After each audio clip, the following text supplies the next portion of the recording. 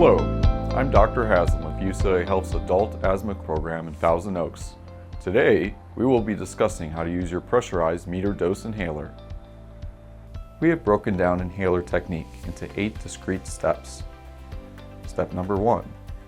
Shake your inhaler to mix the medication with the propellant. Metered-dose inhalers contain a combination of drug and pressurized gas that helps deliver the medication. Step 2. The first time that you use your inhaler, you will have to discard the first 2 to 3 sprays. This is called priming the inhaler. This step does not have to be repeated after the first time the inhaler is used, unless the inhaler has not been used for a week or more. Step 3. First, exhale completely, and then put the mouthpiece of the inhaler in your mouth and start to take a slow, deep inhalation. Step 4.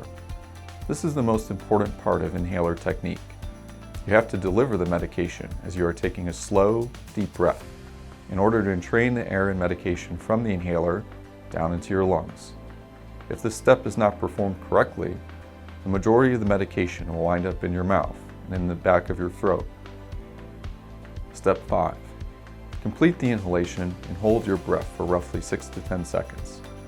This step is also crucial because the deep breath pulls the medication into your lungs and medium-sized airways, and then holding your breath allows the medication to deposit into the small airways by a process which is driven by gravity. Step 6. Exhale gently. Step 7.